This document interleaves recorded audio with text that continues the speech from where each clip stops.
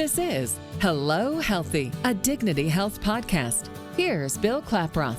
COVID-19 has changed our world and, for the foreseeable future, our daily lives. So what do you need to know about the coronavirus?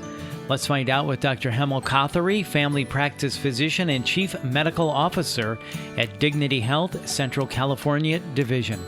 Dr. Kothari, thank you so much for your time. So first off, what is COVID-19, the coronavirus? So COVID-19 is a new coronavirus that was recently found in humans. It's the first time it's ever been found in humans, usually only found in animals, predominantly bats. So first time in humans, is that what makes this virus so dangerous?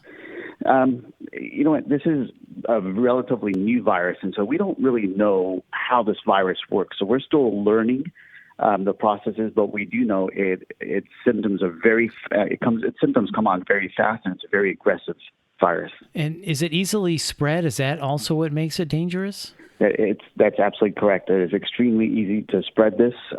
People compare this to the flu. It's a lot harder to spread the flu than it is this virus. Okay. And who is at risk? You know, we still talk about the elderly above the age of 65 being at the highest risk. Also, people that have a lowered immune system, for example, people that are on chemotherapy, people that have diabetes, people that have pre-existing lung conditions like COPD, for example, or if they have asthma that's not well controlled, they are also at risk. And what about pre-existing conditions? I know you just mentioned COPD. What about high blood pressure, diabetes, obesity? Do we know of those other pre-existing conditions that can put people at high risk? Diabetes does happen to be one of those pre-existing conditions. So anything that will tend to lower your immune system causes you to be at higher risk. People that have heart disease are not at higher risk. However, if they do contract this virus, they are then at higher risk of having complications from this. So then for people who are not in the high risk factor zone that we were just talking about, why is it so important that people in that category, and all of us for that matter, practice social distancing? You know, that is the one tactic that we found that helps prevent the spread of this virus. Now, we used to believe that younger people weren't susceptible to this virus. They would get the virus, they'd get mild symptoms, and they'd be free of it. However, what we're finding now is that over 40% of the population that's admitted to the hospitals is between the age of 20 and 55. So it is affecting younger people as well. So this virus is now becoming non-discriminatory. So in other words, we're all at risk of getting this. That's why we need to practice social distancing. Yes, we are. We absolutely are. And, you know, there was a statistic that the governor put out recently that 56% of the population of California will get this. Initially, a lot of people didn't believe in that, but I think a lot of people do believe that now, and then maybe even be higher than that if we don't practice the social distancing. Yeah, that makes sense. So then what are the signs and symptoms? What should we watch out for? So the most common signs and symptoms of this virus include fevers, a dry cough, and shortness of breath. Those are the triad, the most common. However, we're also seeing additional symptoms. We're starting to see people that are having sudden loss of sense, taste, or smell. Also, any kind of GI symptoms, diarrhea or vomiting. Those are starting to add into these symptoms as well. So if we start experiencing these symptoms all together, what's the first thing we should do? You know, if you're feeling those symptoms, the first thing you should really do is contact your healthcare provider. Now, if your primary physician is busy or can't accommodate you, one of the things that we're doing at Dignity Health is we're providing virtual care visits through a company called Amwell. And you can download the app onto your phone, and it's a free visit with a live professional. And they will direct you whether you need to just quarantine yourself at home and not worry about it, or go directly and get tested. Okay, very good. So then if I believe that I'm exhibiting the symptoms, as you said, call your primary care physician. If you can't, try to do telehealth through Amwell. At what point then would it be serious enough that I might need to go to the emergency department or actually make an appointment and try to see my primary care physician? The biggest thing that we worry about is the shortness of breath, because this virus has a predisposition to going into the lungs and affecting the lungs.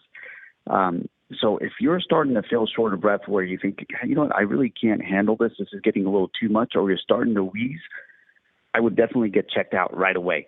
Whether you go to the urgent care or you go to the emergency room, you got to get checked out. So if you develop a fever, you have a dry cough, and you have shortness of breath, and then it progresses to the point where you really have trouble breathing, that's when you need to seek professional medical help. Is that correct? That is absolutely correct. And the primary reason for this is this virus moves very fast. So you may feel okay 1 minute and next minute you're extremely short of breath. So that's where our cutoff is. So if you have anything like that, especially if you don't have symptoms of asthma, if you've never experienced shortness of breath before, and it comes on all of a sudden, you have to get medical attention right away. So that's a very good point to remember. So this is a time of high stress and anxiety for all of us. Do you have any tips to help us get through this, to help us manage that stress and anxiety during this crisis? If we can get through this episode of the coronavirus this season, I know there's lots of companies working on whether it be a treatment of a pill or a shot like the flu shot. We're going to figure this out. We've got a lot of smart people in this country, and they're working, all night and day on this treatment for this. So I think we just got to maintain and manage through this season, and I think we should be okay. And it's pretty much like the H1N1. We had that in 2009. At the end of the next year, we had a shot that prevented H1N1. So I think this is something that we just have to deal with, and the best way to deal with this is social distancing, like we talked about.